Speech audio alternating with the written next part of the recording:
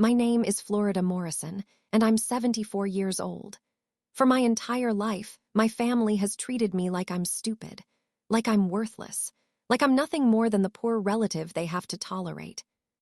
They've laughed at me, mocked me, and made me feel small for as long as I can remember. But on one November evening, at my brother's fancy house, surrounded by my entire family, I finally showed them who I really was. And the look on their faces when they realized the truth, I'll never forget it. I stood in my brother Sterling's enormous living room, wearing my best dress, a beautiful deep violet gown with lavender pearls. Around me sat my entire family, all staring at me with expressions I'd never seen before. Shock, confusion, disbelief. My sister Octavia, 68 years old, who'd spent decades calling me simple-minded, sat with her mouth hanging open. My nephew Green, 45 years old, who'd always said I was too dumb to manage money, was pale as a ghost. My niece Winnie, 38 years old, who'd laughed at my clothes and called me the poor aunt, had tears streaming down her face. And Sterling, my 76-year-old brother, who'd been the worst of them all, sat frozen in his chair, shaking his head in denial. "This can't be real," Sterling whispered.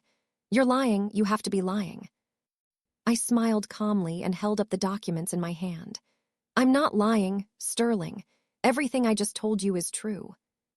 "But you're just Florida," Octavia stammered. "You're poor, you're uneducated, you can barely." "I can barely what?" I interrupted, my voice stronger than it had ever been. "Barely read, barely think, barely survive. Is that what you were going to say, Octavia?" She didn't answer. I looked around the room at all of them. These people who'd mocked me, dismissed me, and treated me like garbage for 74 years. "I let you all believe I was nothing," I said quietly. "I let you laugh at me, pity me, look down on me, because it was easier than dealing with your jealousy and greed." "Jealousy," Green finally found his voice. "Aunt Florida, what would we possibly be jealous of?" I smiled, a real smile full of power and satisfaction. "Of this," I said, pulling out another document and holding it up. "Of the fact that I'm worth more than all of you combined. Of the fact that while you were busy mocking me, I was building an empire you never knew existed." Sterling stood up, his face red with anger. "You're insane. You live in a tiny apartment. You dress like a pauper. You've never had anything." "That's what I wanted you to think," I said calmly. I walked to the center of the room and placed the documents on the coffee table.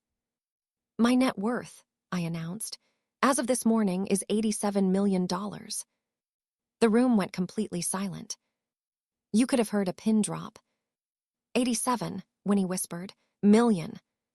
"Yes," I said. $87 million, built over 50 years through careful investments, business ventures, and financial planning. All while you people thought I was too stupid to balance a checkbook." Octavia started laughing, a high, hysterical laugh. "This is a joke. This has to be a joke. Show us proof." "Gladly," I said. I opened the first document, a portfolio statement from my investment firm. It showed every single asset I owned, every stock, every property, every account. Total value, $87,234,567. Sterling grabbed the document with shaking hands. His eyes scanned the pages, getting wider and wider. This is real," he whispered. "Yes," I said. "It's real. And now that you know the truth, we need to have a very serious conversation about how you've all treated me for the past 74 years. But before I could continue, Octavia stood up and screamed. "You let us treat you like charity. You let us feel sorry for you. You let us give you hand-me-down clothes and leftover food. Why would you do that if you were rich?" I looked at her calmly. "Because I wanted to see who you all really were, and you showed me exactly that, greedy, cruel, and shallow." "Get out," Sterling said suddenly, his voice shaking. "Get out of my house." "No," I said firmly. "Not until we finish this conversation, because there's more you need to know." Green stood up. "What else could there possibly be?" I smiled. "How about the fact that this house you're standing in, I own it. and Sterling has been renting it from me for the past 15 years without even knowing it. That's when all hell broke loose. But to understand how we got to this moment, I need to take you back to where it all began. I was born in 1951, the youngest of 3 children.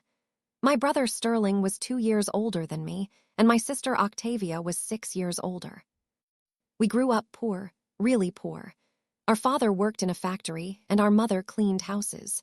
We lived in a tiny 2-bedroom house and never had much of anything. But I was smart, really smart. I learned to read when I was 3 years old. By the time I was 7, I was doing math problems that high school students struggled with.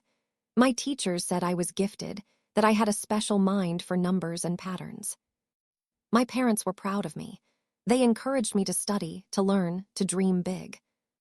But Sterling and Octavia, they hated it. "Why does Florida get all the attention?" Sterling would complain. "Just because she's good at school." "She's such a show-off," Octavia would say, "always trying to act smarter than everyone else." They teased me constantly, called me names, told me I was weird and that nobody liked me.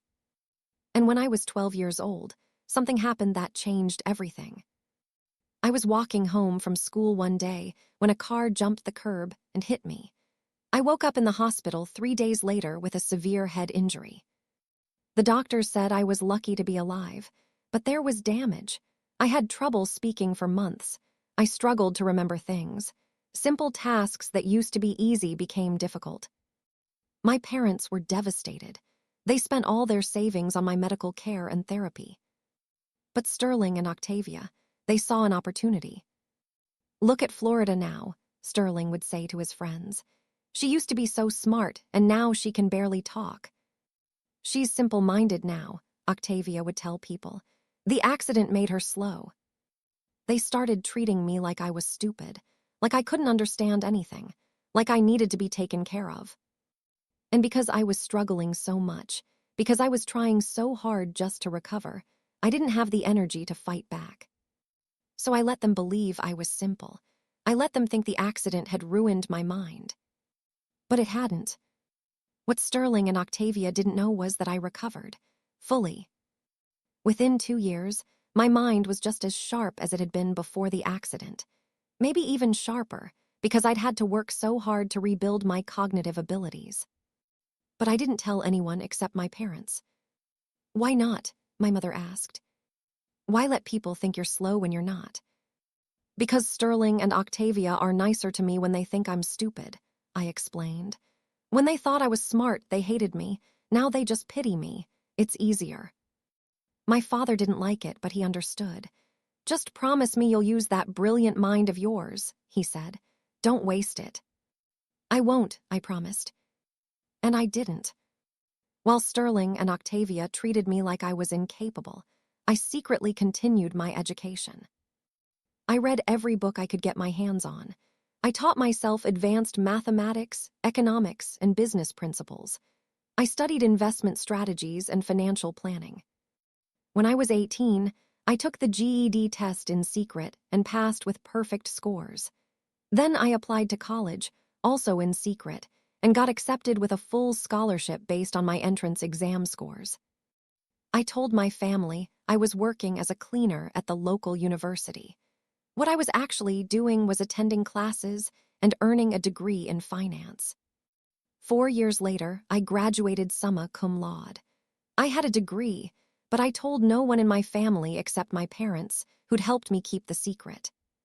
"Why are you hiding this?" my mother asked. "You should be proud." "I am proud," I said. "But Mama, if Sterling and Octavia knew I had a degree, knew I was smart, they'd treat me differently. And not in a good way. They'd be jealous. They'd try to use me. This way, I can build my life without their interference." So I continued to pretend. I continued to dress plainly, speak simply, and act like I was just simple Florida who'd never recovered from that childhood accident. But in secret, I was building something extraordinary.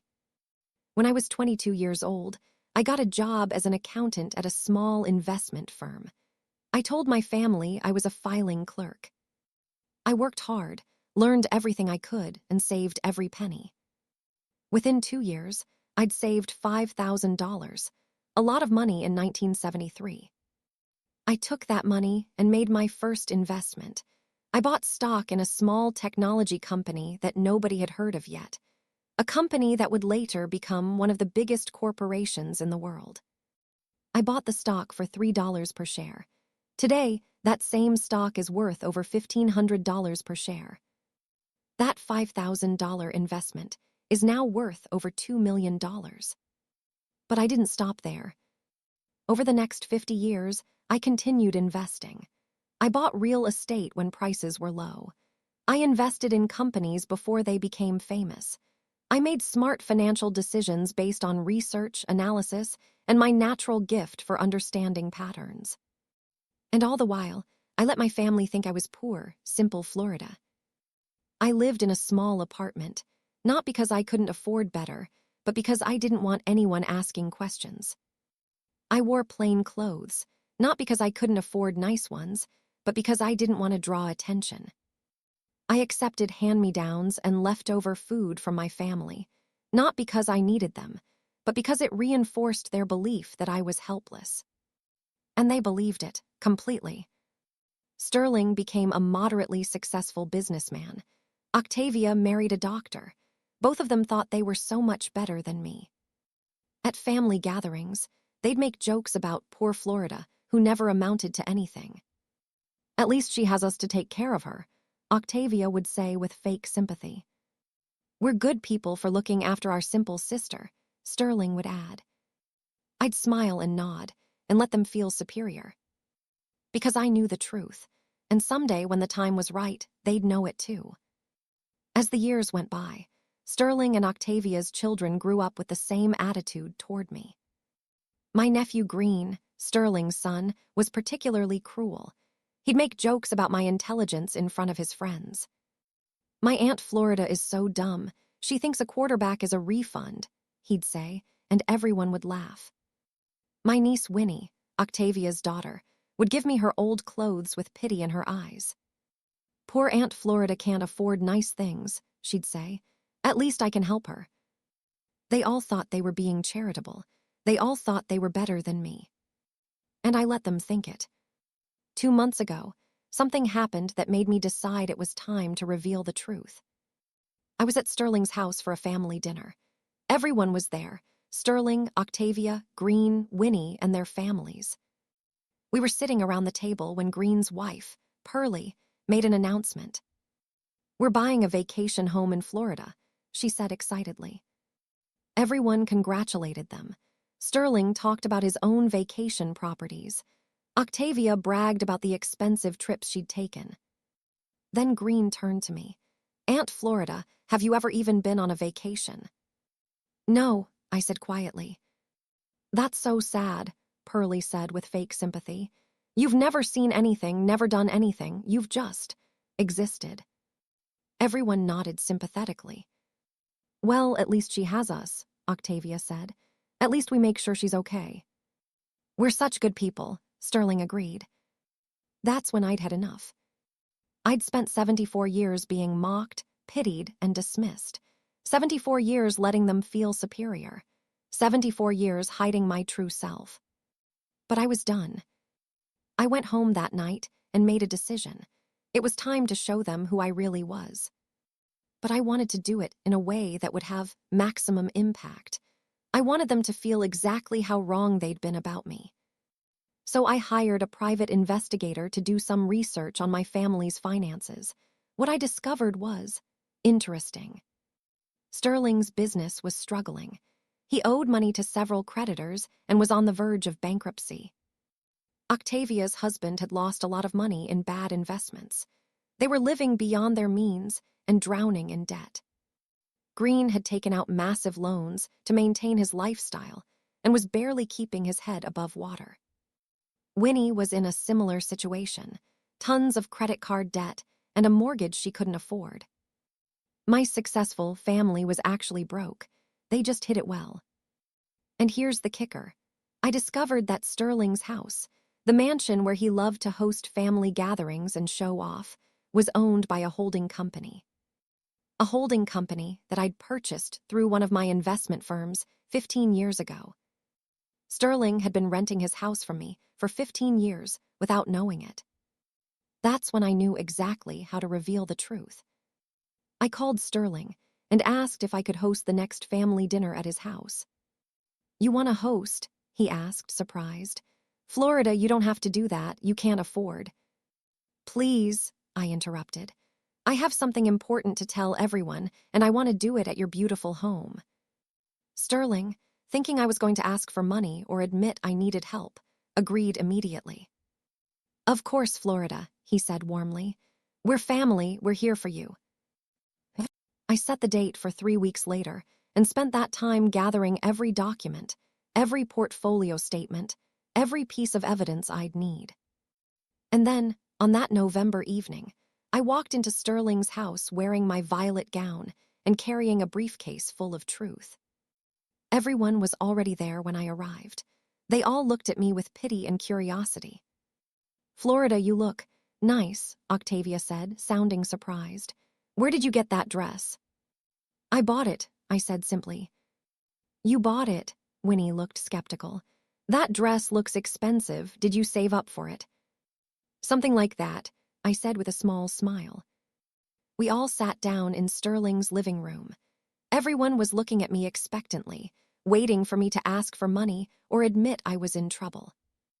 Instead, I opened my briefcase and pulled out the documents.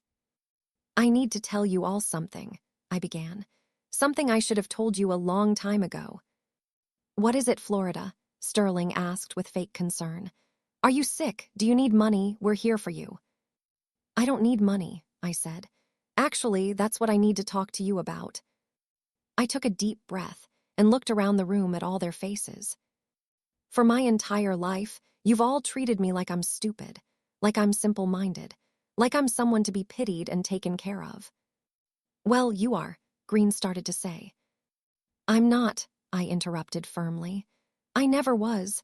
The accident when I was 12 didn't make me stupid. I recovered completely. But I let you all think I was simple because it was easier than dealing with your jealousy and cruelty." "What are you talking about?" Octavia asked, looking confused and annoyed.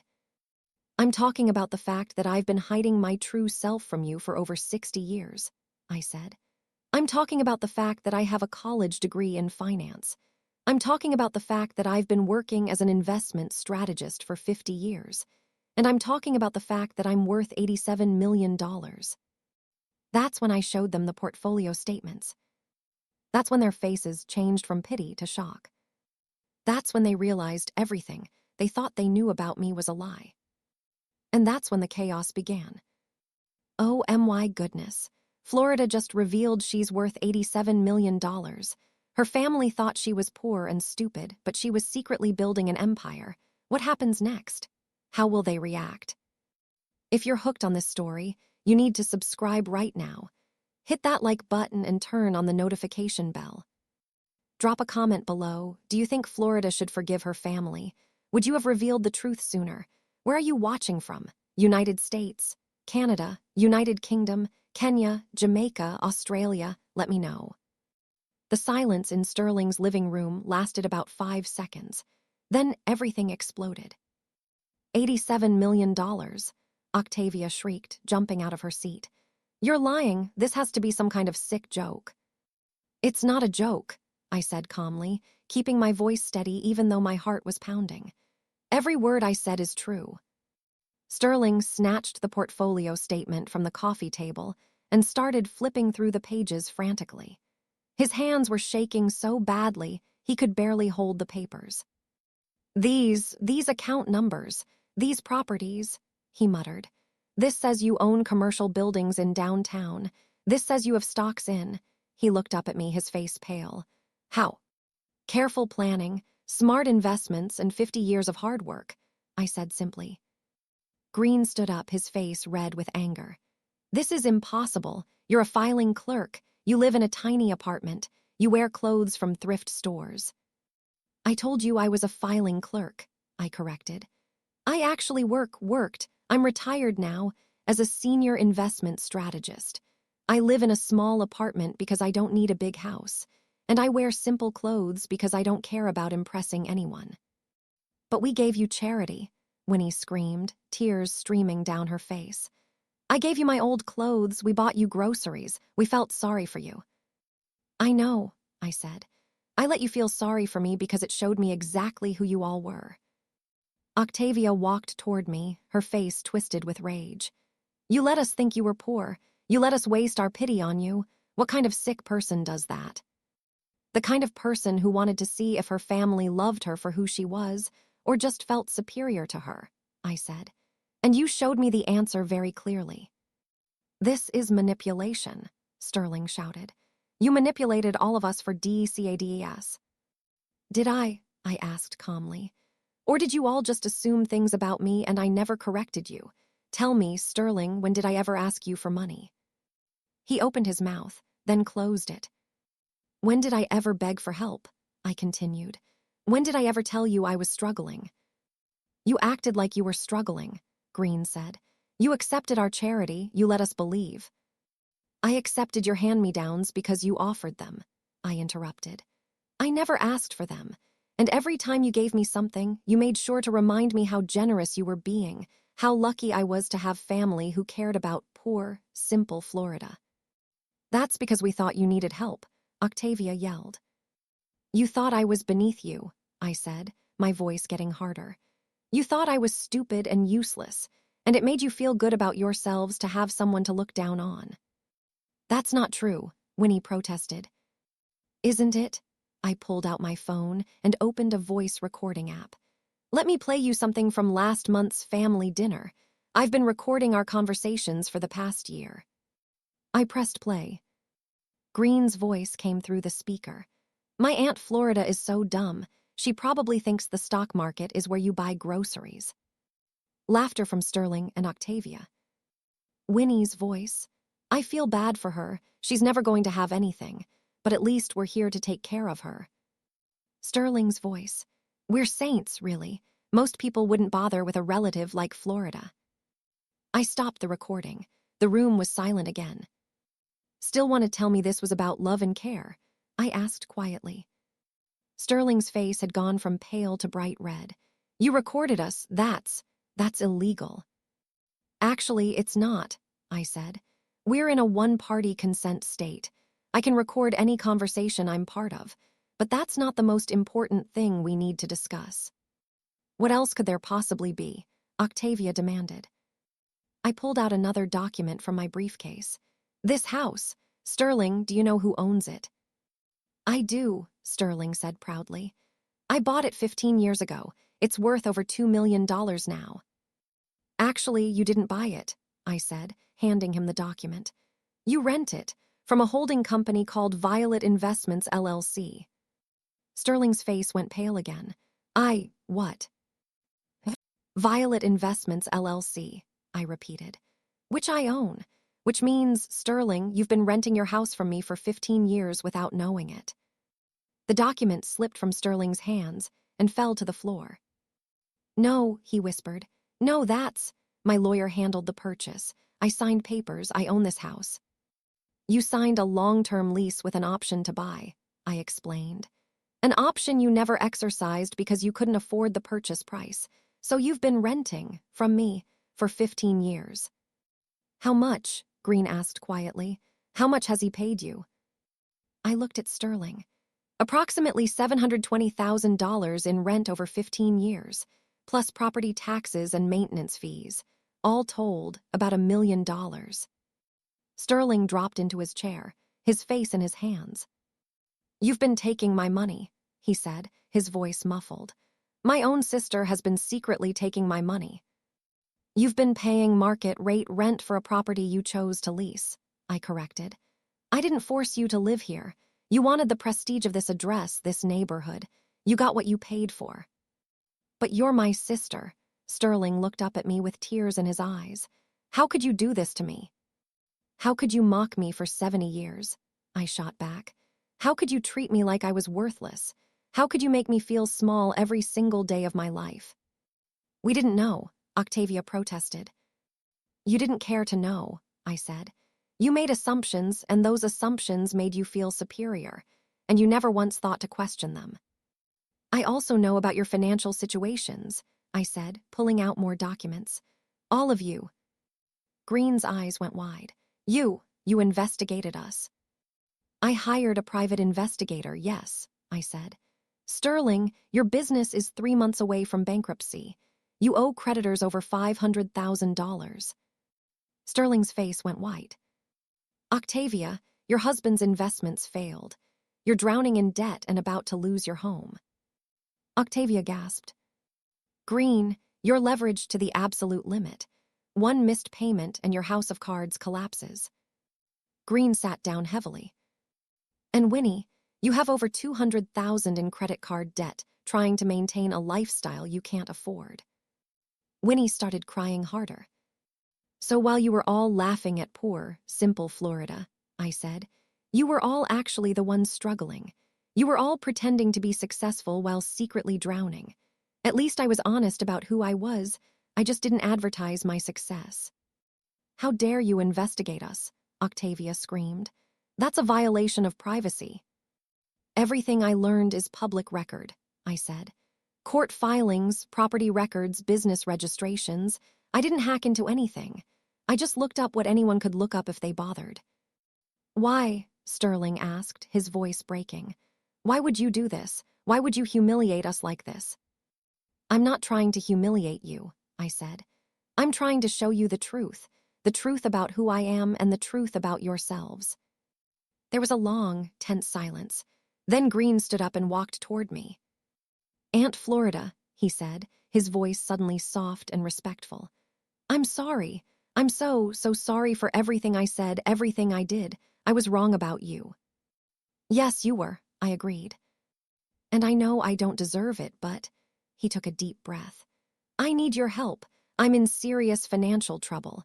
If I don't come up with $50,000 by the end of the month, I'm going to lose my house. I looked at him silently. Please, Green begged.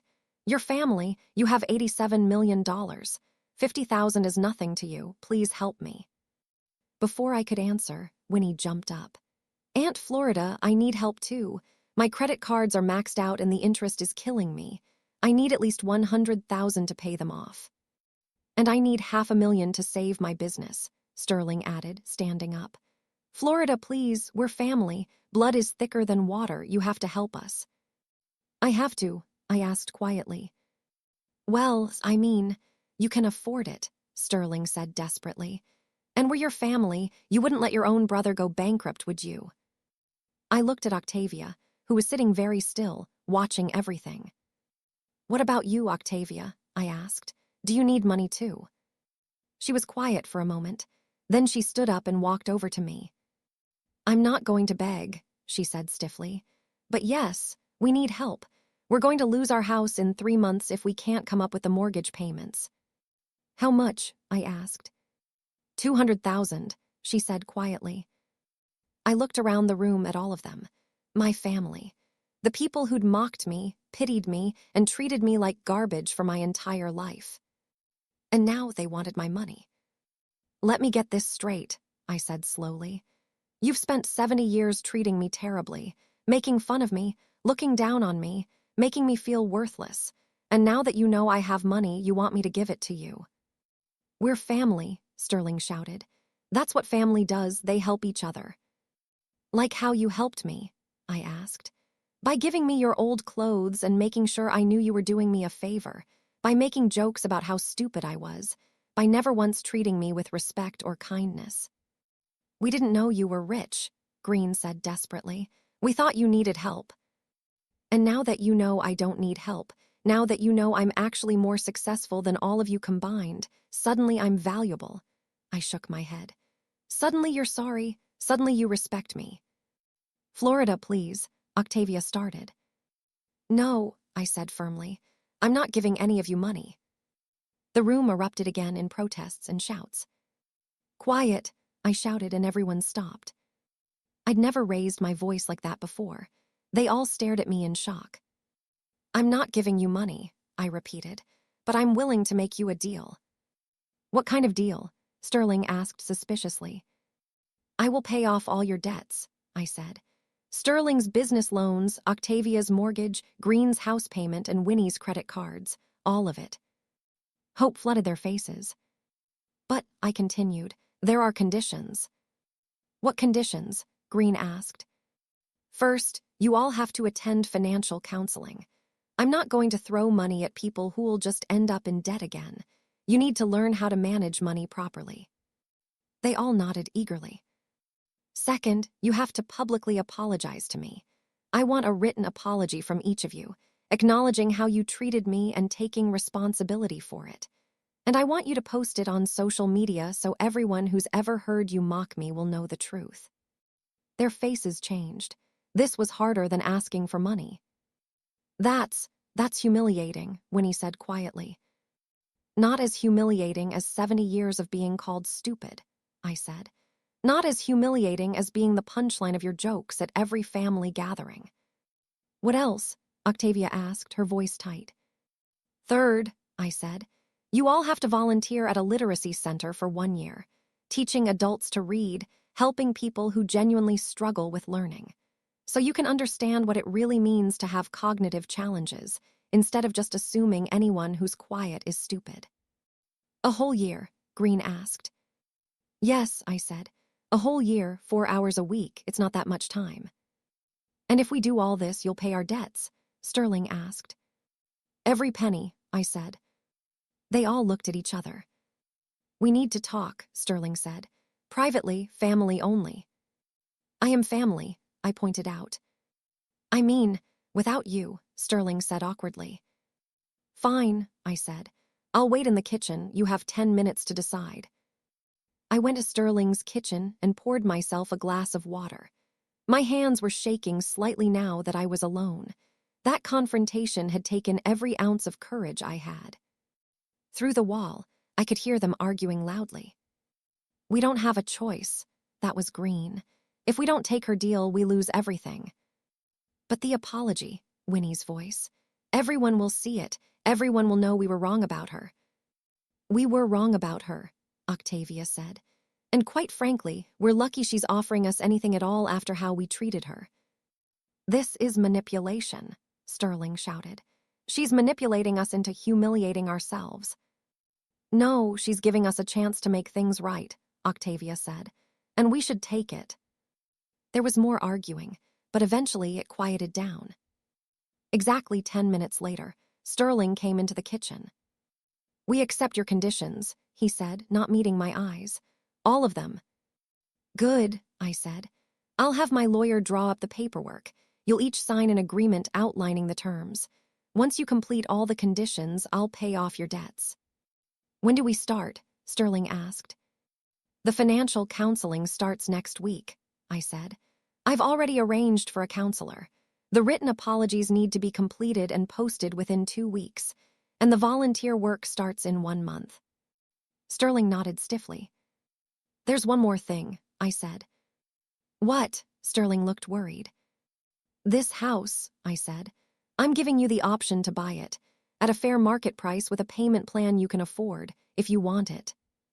Sterling's eyes filled with tears. You'd do that. If you complete all the conditions, yes, I said. I don't want to be your landlord anymore, but I also don't want to just give it to you. You need to earn it. You need to value it. Thank you, Sterling whispered. I gathered my documents and put them back in my briefcase. As I walked toward the front door, the whole family stood there watching me. Florida, Octavia said quietly. Can I ask you something?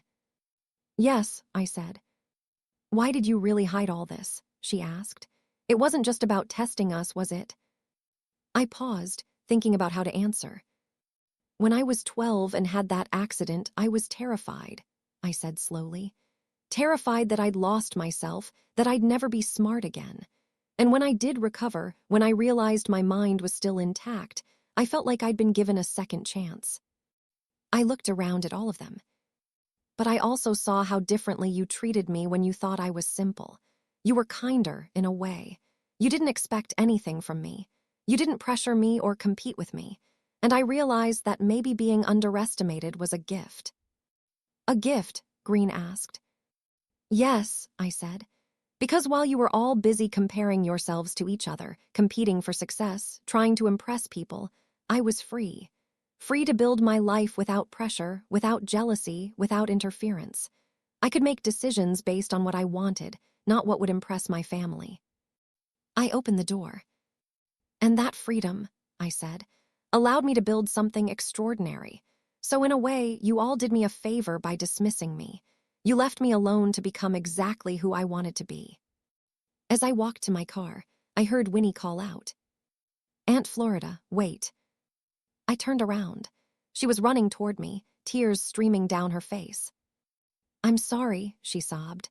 "I'm so sorry, not because of the money, not because I need your help, but because I was cruel to you, because I made you feel small, because I never took the time to really see you." She hugged me tightly. "I'll do everything you asked," she whispered. "I'll write the apology, I'll do the volunteering, I'll go to counseling. Not because I have to, but because I want to be better. I want to be the kind of person who deserves to be in your life." I hugged her back, feeling my own tears start to fall. "Thank you, Winnie," I said. "That means more than you know." As I drove away from Sterling's house that night, I looked in my rearview mirror at the mansion I owned, at the family I'd shocked, at the life I was leaving behind. And I smiled. Because for the first time in 74 years, my family knew who I really was. And nothing would ever be the same. Florida laid down the law, she's making them earn her help. But will they actually change? Will they complete the conditions? And what other secrets is Florida hiding? This story is getting more intense. Subscribe now, hit that like button, and turn on NOTFICTONS. Comment below, do you think Florida's conditions are fair? Would you forgive your family after this? Where are you watching from? Drop your location. The 2 weeks following my revelation were the strangest of my life. After 74 years of being invisible to my family. Suddenly, I was all they could think about. My phone rang constantly. Text messages flooded in. Emails filled my inbox. But I didn't answer most of them. I'd given them my conditions, and now I was waiting to see if they'd follow through. The first test came exactly 2 weeks after our confrontation, when the public apologies were due. I was sitting in my small apartment, my comfortable, peaceful apartment that I'd chosen specifically because nobody would ever look for a millionaire here, when my phone buzzed with a notification. Sterling had posted something on social media. I opened the app and read. "I need to make a public apology. For 62 years, I have treated my sister Florida with disrespect, mockery, and cruelty. I assumed she was simple-minded because of a childhood accident and never questioned that assumption. I made jokes about her intelligence. I accepted her gratitude for charity I gave her, never realizing she didn't need it. Last month, I discovered that Florida is not only brilliant, but worth $87 million, money she earned through intelligence and hard work I never acknowledged she had. I also learned that I've been renting my house from her for 15 years without knowing it. I am deeply ashamed of how I treated her. Florida, I'm sorry. I don't deserve your forgiveness, but I'm asking for it anyway. To everyone who heard me mock my sister over the years, you should know that I was wrong about everything. She is extraordinary, and I was too blind to see it." I stared at the post for a long time. Sterling had actually done it. He'd humiliated himself publicly, just like I'd asked. Within minutes, the comments started flooding in. "Wow, Sterling, this must have been hard to write. Respect for owning up to your mistakes. I remember you talking about your sister. I had no idea she was successful. This is quite a revelation. It takes courage to admit you were wrong. Good for you." Then Octavia's post appeared. "I have something to confess. My sister Florida has spent her entire life being underestimated, by me most of all. I thought she was simple, incapable, someone who needed my pity and charity. I was so wrong. Florida is a financial genius who built an $87 million fortune while I was busy feeling superior to her. She let me give her my old clothes and leftover food, not because she needed them, but because she wanted to see who we really were. And we showed her exactly that. We were judgmental, cruel, and shallow. Florida, I am profoundly sorry. You deserved respect and love, and I gave you neither. I'm working to be better, to be the sister you deserved all along. Green posted next. I've spent my whole life making jokes about my Aunt Florida, calling her dumb, treating her like she was less than. Turns out, she's smarter and more successful than I'll ever be. She's worth $87 million while I'm drowning in debt. The joke was on me the entire time. Aunt Florida, I'm sorry for every cruel word, every mocking laugh, every time I made you feel small. You are incredible, and I was too arrogant to see it. Thank you for giving me a chance to make this right. Finally, Winnie's post appeared. My Aunt Florida taught me the most important lesson of my life recently. Never judge people by their appearance or assume you know their story.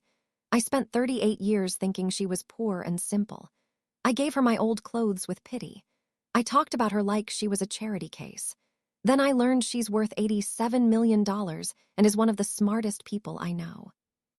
But more importantly, I learned that she's also one of the kindest, because despite how terribly we treated her, she's giving us a chance to earn her forgiveness. Aunt Florida, I'm so sorry. For everything. I hope I can spend the rest of my life proving I'm better than the person I've been. I read all 4 posts twice, tears streaming down my face. They'd done it, all of them. They'd humbled themselves publicly, just like I'd asked. That evening, my phone rang. It was Winnie. Aunt Florida, her voice was trembling. Did you see the posts? Yes, I said. I meant every word, Winnie said. I know I hurt you. I know I was terrible to you, but I want to change, I really do. I know you do, I said gently. Can we talk? Winnie asked. In person, I have so many questions and I want to know you, the real you. I thought about it. Part of me wanted to keep my distance, to protect myself from more hurt. But another part of me, the part that had spent 74 years being lonely, wanted connection. Okay, I said. Come to my apartment tomorrow, noon. Thank you, Winnie whispered. Thank you so much. The next day, Winnie arrived at my apartment exactly at noon. She looked around the small space with wide eyes. This is where you live, she asked. You have $87 million and you live here. I like it here, I said simply. It's quiet, nobody bothers me, and I don't need space to prove anything to anyone. Winnie sat down on my couch, looking uncomfortable. I have so many questions, she said. How did you do it? How did you build so much wealth? I made us tea and sat down across from her, and for the first time in my life, I told someone the whole story. I told her about recovering from the accident in secret, about going to college while pretending to be a cleaner, about my first investments and how they grew, about 50 years of careful planning and smart decisions. Winnie listened, completely absorbed. You're amazing, she said when I finished, and we treated you like you were nothing. You treated me like what you thought I was, I said. You never bothered to look deeper. Why didn't you tell us the truth sooner? Winnie asked. Because as long as you thought I was poor and simple, you left me alone, I explained. Nobody asked me for money. Nobody pressured me to invest in their business ventures. Nobody competed with me or envied me. I could live my life in peace. But weren't you lonely? Winnie asked. I was quiet for a moment. Yes, I admitted. Very lonely, but I'd rather be lonely than be used. Winnie's eyes filled with tears. Is that what you think we'd have done? Used you? I don't know, I said honestly. Maybe people change when money is involved. I've seen it happen. I won't use you, Winnie said firmly. I promise. Even if you help me with my debts, even if I complete all your conditions, I want a real relationship with you. Not because of your money, but because you're my aunt and I want to know you. We'll see, I said, but I smiled as I said it. The following week, all 4 family members started their financial counseling sessions with Dovie Martinez, a financial advisor I'd personally selected. Dovie was tough but fair. She didn't sugarcoat anything. After the first session, Green called me. Aunt Florida, that counselor you hired, is brutal, he said. Is she wrong about anything she told you? I asked. No, Green admitted. She's completely right. I've been living way beyond my means. I bought things to impress people who don't even like me. I prioritized appearance over substance. Sound familiar? I asked. There was a pause. Yeah, Green said quietly. It does. That's exactly what I accused you of, lacking substance. But I was the one without any real substance. What did Dovey tell you to do? I asked. Downsize everything, Green said. Sell the fancy car, move to a smaller house. Stop eating out 5 times a week. Actually live within my means instead of on credit. Are you going to do it? I have to, Green said. If I want your help getting out of this mess, I have to prove I won't just get right back into it. That's the point, I said. Over the next few weeks, I heard similar reports from Sterling, Octavia, and Winnie. Dovey was teaching them what I'd learned 50 years ago, that real wealth isn't about looking rich, it's about being financially secure. The volunteer requirement started a month after our confrontation. I'd arranged for all 4 of them to work at Bright Futures Literacy Center, a nonprofit that helped adults learn to read. I showed up unannounced on their first day to observe. Sterling was working with a 60-year-old man named Arch, who'd never learned to read because he'd had undiagnosed dyslexia as a child. I watched Sterling struggle with patience at first. He'd try to explain something, and Arch would struggle. Sterling would get frustrated. But then Artie, the center director, pulled Sterling aside. He's not stupid, Artie said firmly. His brain just processes information differently. You need to find a different approach. I saw something change in Sterling's face, a realization. Like Florida, Sterling said quietly. We thought she was stupid, but her brain was fine. We just never took the time to understand her. Exactly, Artie said. After that, Sterling's whole approach changed. He became more patient, more creative, more understanding. Octavia was working with a young mother named Pearlie, who dropped out of school to take care of her sick parent and never learned to read past a 3rd grade level. I heard Octavia talking to Pearlie during a break. I've learned something working here, Octavia said. Intelligence isn't just about what you know or what tests you pass. It's about resilience, creativity, and determination. You've survived things I can't even imagine, and you're here trying to better yourself. That's real intelligence.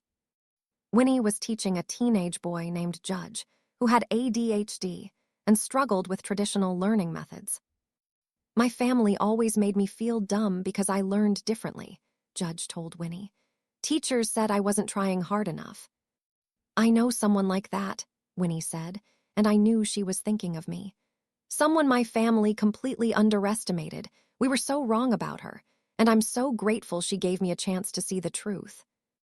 Green was working with an elderly woman named Zenobia who'd hidden her illiteracy for 70 years, pretending she could read to avoid embarrassment. Why did you hide it so long? Green asked her gently. Because people judge you, Zenobia said. They assume if you can't read, you must be stupid. But I'm not stupid.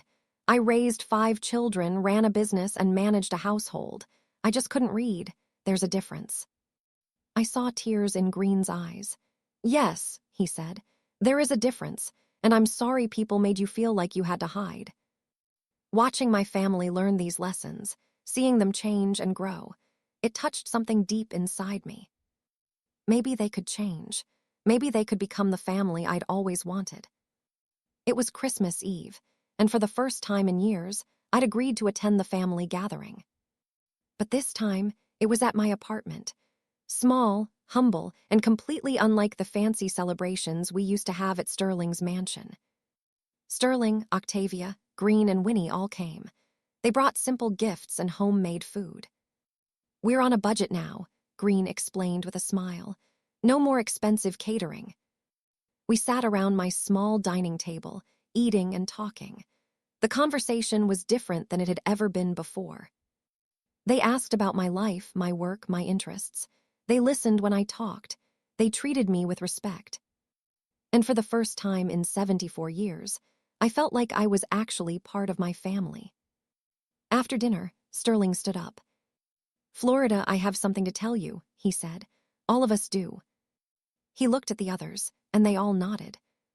We've completed the financial counseling, Sterling said. All 16 weeks, Dovey gave us certificates. And we've been volunteering every week, Octavia added. We're going to keep doing it even after the year is up. It's changed us. We've learned so much, Winnie said. About ourselves, about privilege, about judgment. And we want you to know, Green said, that even if you decided not to help us with our debts, even if you walked away right now, we're grateful for what you've taught us. You forced us to look at ourselves, Sterling said. Really look, and we didn't like what we saw, but you gave us a chance to become better. That's a gift worth more than any amount of money. I felt tears streaming down my face. I'm proud of you, I said. All of you, you've done the work, you've changed. Does that mean? Octavia started hopefully. Yes, I said. I'm going to pay off your debts, all of them. My lawyer will have the paperwork ready after the holidays. They all started talking at once, thanking me, crying, hugging me. But I held up my hand. There's one more thing, I said. They all fell silent, looking nervous. What is it? Sterling asked. I pulled out an envelope and handed it to him. The deed to your house, I said. Paid in full, it's yours. Sterling's hands shook as he opened the envelope. When he saw the deed with his name on it, he broke down sobbing. I don't deserve this, he said, after everything I did. You've earned it, I said. You've done everything I asked and more. You've become the brother I always wanted. As the evening wound down, Winnie pulled me aside. Aunt Florida, can I ask you something? Of course, I said. Are you going to keep pretending? She asked. Keep living in this small apartment, dressing simply, hiding your success. I thought about it. I don't know, I admitted. This has been my life for so long, I'm not sure who I am without the disguise. I think you should try being yourself, Winnie said gently. The real you, not the person you pretended to be, but also not hiding. Just you. What if people treat me differently? I asked. Let them, Winnie said. You're strong enough to handle it, and you'll have us. We'll have your back this time. That night, after everyone left, I sat alone in my apartment thinking about Winnie's words. For 74 years, I'd hidden, protected myself, stayed small and invisible. But maybe it was time to step into the light. The next morning, I made a phone call to my financial advisor, Early Thompson. Early, I want to make some changes, I said. What kind of changes, Florida? I want to move, I said. Buy a house, a real house, not an apartment, something beautiful. It's about time, Early said, and I could hear the smile in his voice. I've been trying to convince you to upgrade for years. And I want to start a foundation, I continued, for adult literacy and education, something that makes a real difference. That's a wonderful idea, Early said. And I want to start living like myself, I said. No more pretending to be poor, no more hiding. I want to be who I really am. What changed? Early asked. My family, I said. They changed, and watching them change made me realize I can change too. Within weeks, I'd bought a beautiful house, not a mansion, but a lovely home with a garden and space for family gatherings.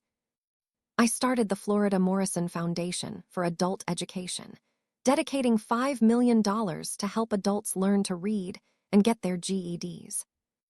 And I started dressing the way I wanted, buying things I liked, and living my life openly. But the biggest change came 3 months later. I called another family meeting, this time at my new house. Sterling, Octavia, Green, and Winnie all came, looking nervous.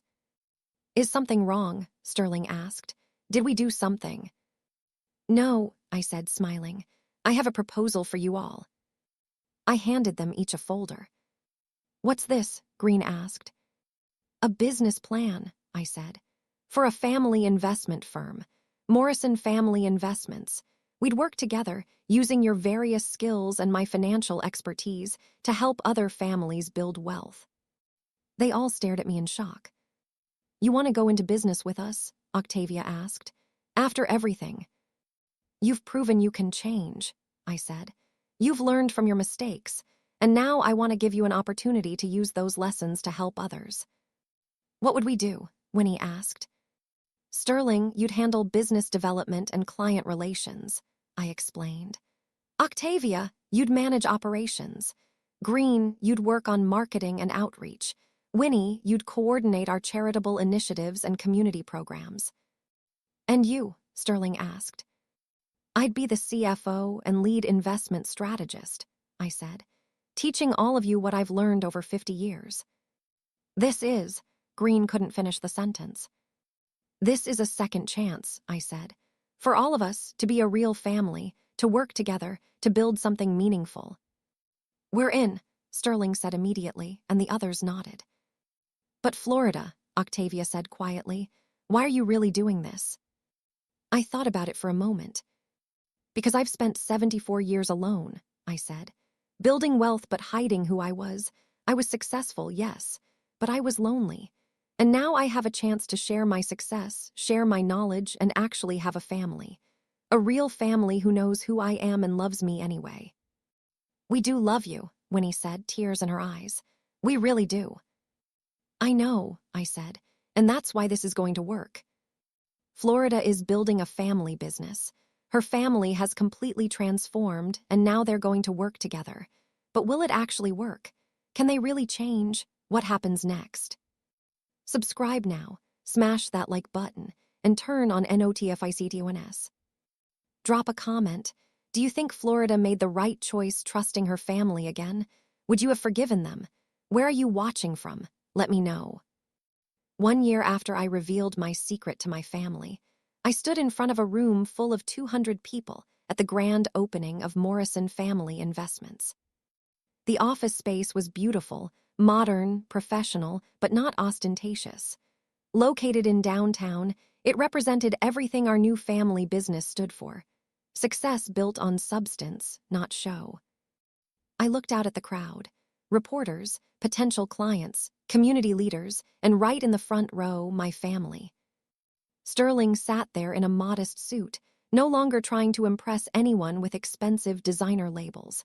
He'd sold his luxury car and downsized his life, but he looked happier than I'd ever seen him. Octavia sat next to him, her face peaceful. She'd learned to find joy in simple things rather than constantly comparing herself to others. Green and Winnie sat together, both transformed. Green had paid off his debts through hard work and discipline, not through shortcuts or credit. Winnie had completely changed her relationship with money and self-worth. And standing at the back of the room, proudly watching, were the people from Bright Futures Literacy Center, Arch, Pearlie, Judge, and Zenobia, the students who taught my family more than any business course ever could. I stepped up to the microphone. Good afternoon, everyone. My name is Florida Morrison, and I'm 75 years old. For most of my life, people thought I was poor and simple-minded. They were wrong. Light laughter rippled through the crowd. I spent 50 years building an $87 million fortune in secret. But today isn't about my money. It's about something much more valuable: family, transformation, and the true meaning of power. I paused, looking at Sterling, Octavia, Green, and Winnie. A year ago, I revealed my secret to my family at a dinner gathering. They were shocked, confused. Some were angry. They'd spent decades mocking me, pitying me, treating me as less than. And suddenly, they learned I was the most successful person in the room. Several people in the audience nodded, having read about our story in the news. I could have just walked away, I continued. I could have cut them out of my life and kept my fortune to myself. But instead, I gave them conditions. I asked them to take financial counseling, to publicly apologize for how they'd treated me, and to volunteer teaching adult literacy for a year. And you know what? I smiled. They did all of it, not just because they had to, but because they wanted to change. They wanted to be better. I gestured to my family. These 4 people standing here today are not the same people who mocked me a year ago. They've learned humility. They've learned empathy. They've learned that true wealth isn't about what you have, it's about who you are. Sterling stood up, and I nodded for him to join me at the podium. My sister gave me more than money, Sterling said, his voice emotional. She gave me the truth about myself, and that truth was hard to accept. I was arrogant, shallow, and cruel. I treated her terribly because it made me feel superior. He turned to look at me. But Florida didn't just punish me. She gave me a path to redemption. She showed me how to be better. And today, I'm standing here not as her charity case, but as her business partner, because she believes in second chances. Octavia stood and joined us. I spent 68 years thinking I was better than my sister, Octavia said. I had the successful husband, the nice house, the perfect life, but it was all a facade. Behind the scenes, I was drowning in debt and desperately unhappy. Florida could have gloated when she revealed her success, Octavia continued. She could have lorded it over us, but instead she taught us.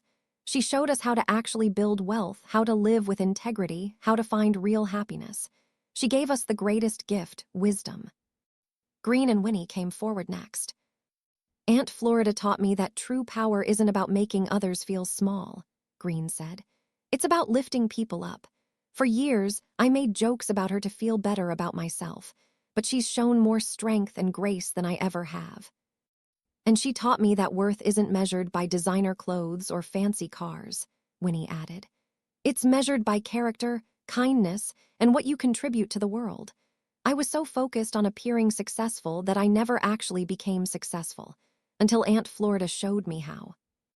I stepped back to the microphone. Today, we're not just opening Morrison Family Investments, I said. We're also announcing a major expansion of the Florida Morrison Foundation for adult education. The screen behind me lit up with the foundation's logo. I'm dedicating an additional $20 million to build literacy centers in underserved communities across the state. These centers will provide free education, job training, and financial literacy courses to adults who have been overlooked by traditional education systems. The crowd applauded enthusiastically. But more importantly, I continued, my family will be directly involved. Sterling will serve on the foundation board. Octavia will manage community outreach. Green will coordinate partnerships with local businesses to provide job opportunities for graduates. And Winnie will oversee the volunteer programs. I looked at my family with pride. They're not doing this because I'm paying them, I said. They're doing this because they've learned that true power comes from service, not selfishness. After my speech, we opened the floor for questions. A woman in her 50s raised her hand. Mrs. Morrison, I'm Dovie Chen.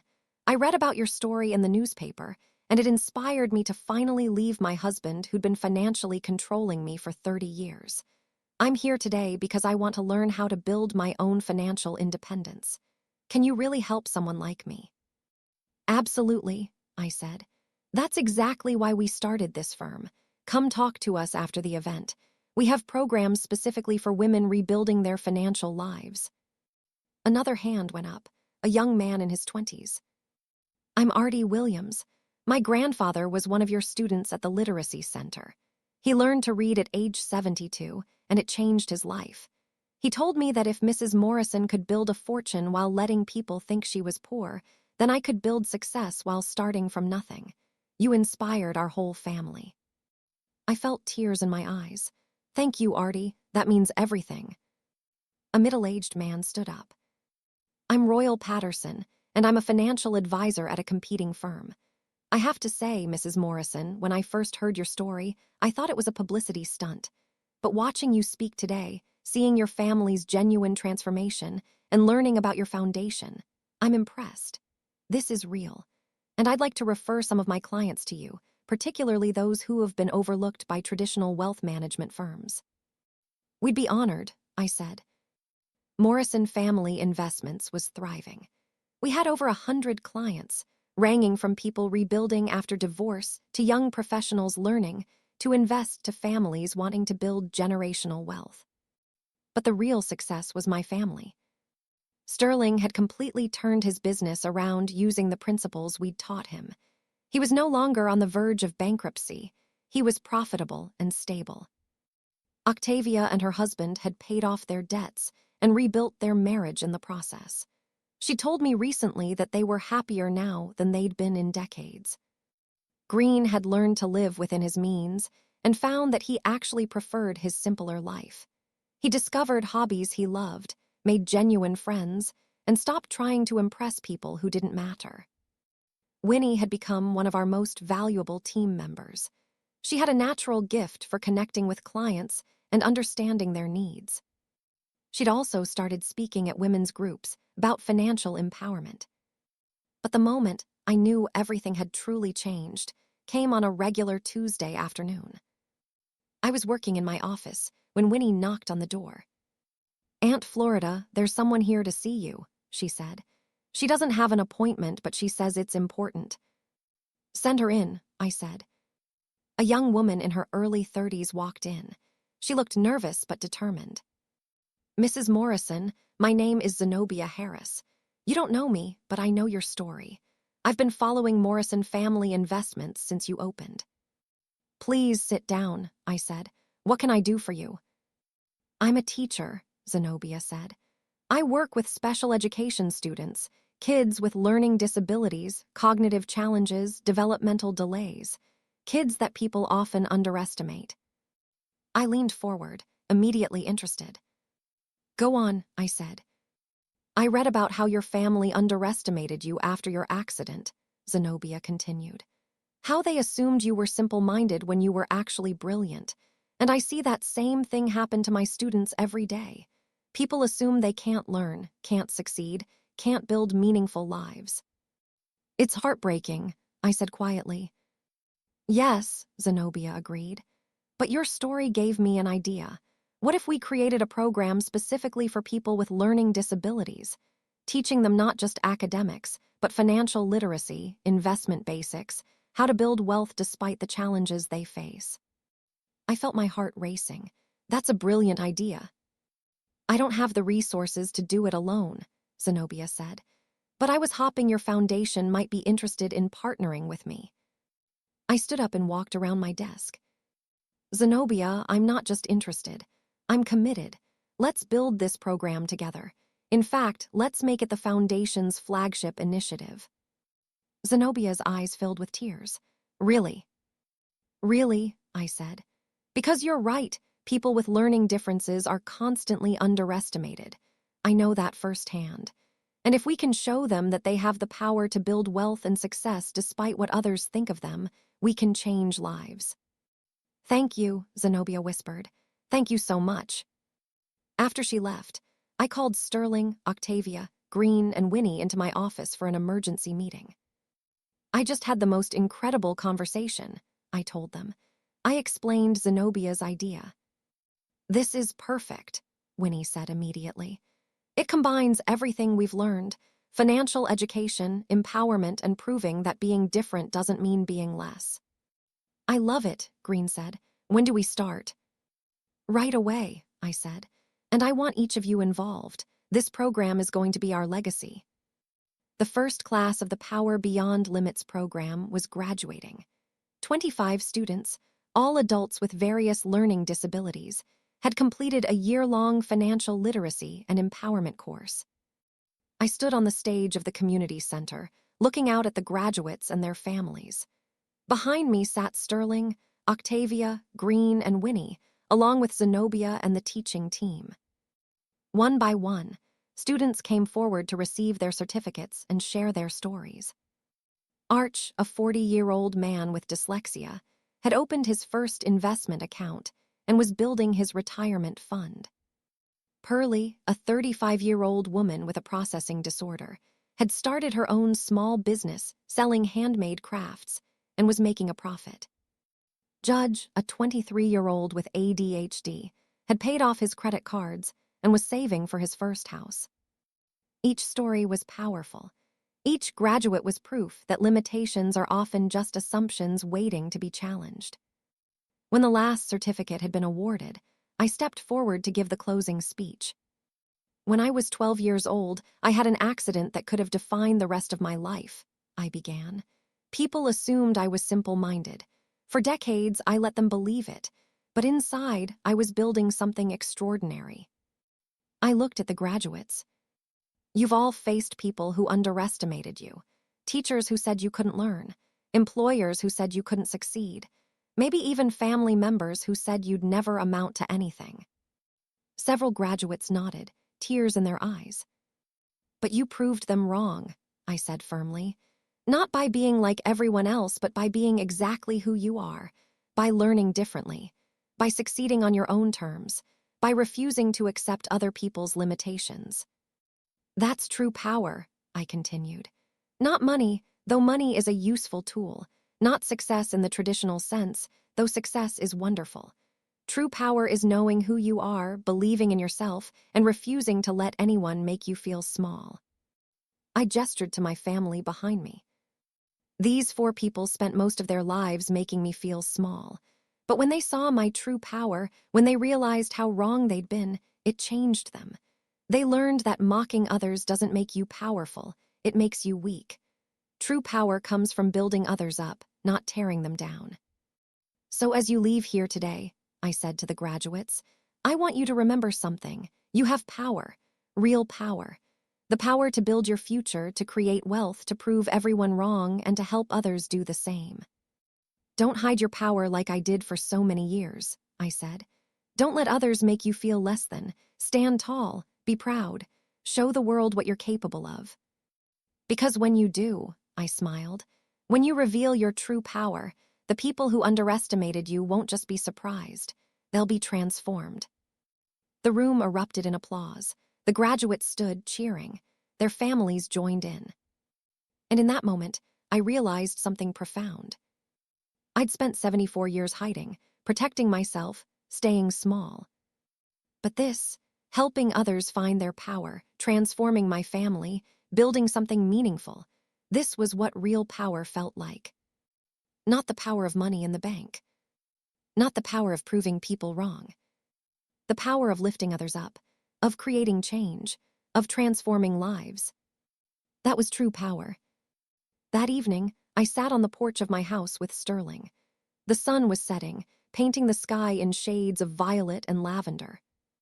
Florida, Sterling said quietly, can I ask you something? Of course, I said. Do you regret it? He asked. Hiding for so long, missing out on being recognized for your success all those years. I thought about it carefully. No, I finally said. I don't regret it, because hiding taught me something important, that other people's opinions don't define me. I was successful whether anyone knew it or not. I was brilliant whether anyone acknowledged it or not. I had worth whether anyone saw it or not. But weren't you lonely? Sterling asked. Yes, I admitted. Terribly lonely, but you know what? I'm not lonely anymore. I have a real family now. A family who knows who I am and loves me because of it, not despite it. Sterling wiped tears from his eyes. I wasted so many years. We all did, I said gently. But we have time now. We can make new memories, better memories. Thank you, Sterling said, for not giving up on us, for giving us a chance to change. Thank you for taking that chance, I said, for doing the hard work of becoming better. We sat in comfortable silence, watching the sunset. You know what the best part is? I said after a while. What? Sterling asked. This, I said, gesturing around us. This moment, sitting here with you, knowing you see me, really see me for the first time in my life. That's worth more than $87 million. That's worth more than anything. Morrison Family Investments had become one of the most respected financial firms in the state. We'd helped hundreds of families build wealth, specializing in people who'd been overlooked by traditional firms. The Florida Morrison Foundation had built 12 literacy centers across 3 states, helping thousands of adults learn to read and gain financial skills. The Power Beyond Limits program had graduated over 200 students, with a 95% success rate in achieving their financial goals. But the real legacy wasn't the money or the numbers.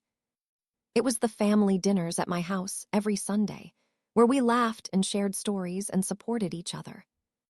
It was Sterling's grandson asking me to teach him about investing, calling me the smartest person in the family. It was Octavia volunteering 20 hours a week at the literacy center because she'd found her purpose. It was Green starting a scholarship fund for students with learning disabilities. It was Winnie writing a book about financial empowerment for women, dedicating it to me. It was the letter I received from a woman who'd attended one of our foundation workshops. She wrote, "Dear Mrs. Morrison, I heard your story and it changed my life. For 30 years, my husband told me I was too stupid to manage money. I believed him. But your story showed me that intelligence isn't what others tell you it is. It's what you prove to yourself. I left my husband, attended your financial literacy course, and now I own my own business. Thank you for showing me that I have power I never knew existed." That letter, and hundreds like it, showed me that revealing my secret hadn't just changed my family. It had started a movement. On my 77th birthday, my family threw me a party. Not at a fancy venue, but in my backyard, with simple decorations and homemade food. As I looked around at Sterling, Octavia, Green, Winnie, and their families, I realized something. For 74 years, I'd hidden my power because I was afraid of how people would treat me. But the real power had never been the money. It had been the choice. The choice to build a life on my own terms. The choice to define my own worth. The choice to give second chances. The choice to transform lives. The choice to show that true power comes not from being better than others, but from making others better. My whole family had mocked me. They'd treated me like I was nothing for most of my life. And when I showed my true power, they stared in shock. But the real shock, the real transformation, came after. When they learned that power isn't about dominance or superiority. It's about service, growth, and love. That was my true power. And it changed everything. What an incredible journey. Florida went from being mocked and dismissed to transforming her entire family and creating a legacy that touches thousands of lives. This story proves that true power comes from within, not from others' opinions. It's never too late to change and grow. Real wealth is measured in impact, not just money. Second chances can transform lives. Your worth doesn't depend on anyone else seeing it. If this story inspired you, please subscribe to this channel for more empowering stories. Smash that like button. Turn on notifications for new story. Drop a comment. What was your favorite moment in Florida's journey? What lesson from this story will you carry with you? Where are you watching from? United States, Canada, United Kingdom, Jamaica, Kenya, South Africa, Australia, India, Trinidad, the Philippines? Let me know. Remember, you have power that others may not see yet. Don't let anyone make you feel small. Build your success on your own terms. And when you're ready to show your true power, the world will never be the same. Thank you for following Florida's powerful transformation from invisibility to impact. May her story inspire you to embrace your own true power. Until the next story, stay strong, stay wise, and never forget, your worth is not defined by others' opinions. You have power beyond what anyone can imagine. Use it wisely.